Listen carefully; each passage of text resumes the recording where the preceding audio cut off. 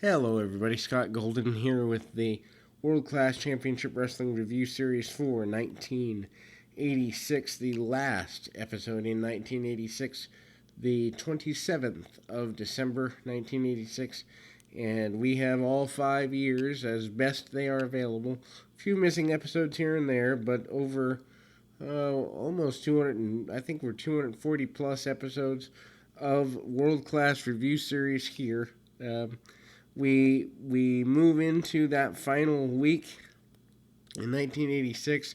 Al Madril and Brian Adias versus Steve Casey and Steve Dahl. Dahl, a relative newcomer, we've seen him a couple times before. Dahl goes on to become kind of a standout in the Southern Territories, Memphis style area. Does go to the WWF for a little while, but journeyman wrestler who's just starting out pretty much. Everybody's going to start somewhere. Adias uses speed. Hip toss takeover by Steve Casey. Casey, of course, was bigger in the territory maybe last year or so. And Madril and Adias working together as notable heels here. Several cheap shots early and often by the heel team there, and goes back to the arm. It is clear that Madril does not want Casey to make the tag to his partner. Obviously, Dahl having a little less experience, but having a lot more speed. The match is broken down. The heels are in control for the first several minutes, cutting off the ring area, and Adias gets the majority of the, I guess you'd say, control of the match. Casey, though, takes the majority of the heat for the first several minutes, 5-6 minutes in, and we're still waiting for that hot tag for the baby faces, and that is going well for the heels. They break the match down, cut that ring off for quite a while. Obviously, this is taped, I think, before Christmas night. Christmas night, of course, that next big event, snap suplex, takeover 1, 2, and again, we kind of go with Dahl. Dahl is finally in there. He takes advantage for a little bit, but Dahl only in short doses. And eventually, we see Adias and Madril get the victory, as is to be expected. We move into Kevin Von Erich and Al Madril. Kevin Von Erich has words for Al Madril. Madril, at a, I guess, live event, for lack of a better term, destroys a painting that was made for the Von Erich family. He destroys the painting after it was put in the care of the ring announcer and the like. Destroys it. It was an oil painting portrait made by a fan, obviously a planted situation, but it is what it is. Then we move as they brawl all the way around the rodeo arena. After that takes place, then we move to an interview with Kerry Von Erich. Kerry talks about his return, being out of the ring due to the motorcycle accident for 4 or 5 months. He talks about getting a manager's license just to be able to see the people. And he goes on and on about how his brother Mike is going to be the wrestler he is and was. I don't know if there was a thought that maybe Kerry wasn't going to return, or they were just trying to get him back out on the road, or what the deal was. But the interview is awkward. Neither of them sounds completely 100 or 1000% coherent. Anyway, the takeaway from that interview, Kerry is going to be a manager for the foreseeable future for his own brother.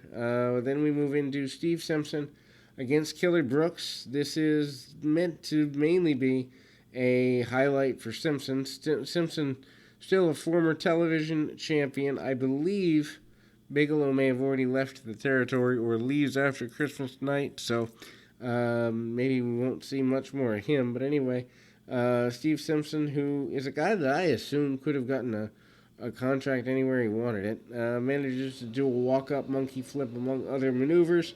Killer Tim Brooks, who's been around into the 70s throughout the world-class run a couple of times. Anyway, who misses a clothesline, falls prey to a drop kick, and Steve Simpson is a guy who really has, I think, exceeded expectations here in world class at this point in his journey anyway. Fans are solidly behind him. They break the match down into more of a brawling style. Simpson does get the victory with a high cross body off the top rope. 1, 2, 3. Then we go and we see Master G with Percy Pringle versus a newcomer enhancement talent in Chuck West. Master G wearing a very sparkly vest and a headband, a little bit more pizzazz than normal. G, again, not a guy that I particularly care for. He just looks clunky in the ring. He looks awkward. Percy Pringle, though, happy with his investment in any such way, and we do end with a tag team match. But before we get there, Master G in this enhancement talent contest it looks like they're really trying to get something out of him. He hits some uppercuts on this youngster in West. West does not look to be in a good shape unless you count Round as good shape. Anyway, he is whipped off the ropes and gets caught almost in the throat with a clothesline. Matter of fact, he's even holding the throat post the clothesline. Not sure how much of a work that is. Anyway, Master G takes him down, tries to get some ride time. Percy Pringle, who looks to have re-dyed his hair, is very happy with what's going on there. Win for Master G in relatively quick order, rolls him up and gets the victory as he normally does. Then we move to the main event and the final match of the year of 1986 here in World Class. The Grappler and Black Bart versus Lance Von Erich and the Dingo Warrior. Obviously, the Lance Warrior connection seems to have been pretty strong throughout the second half of the year.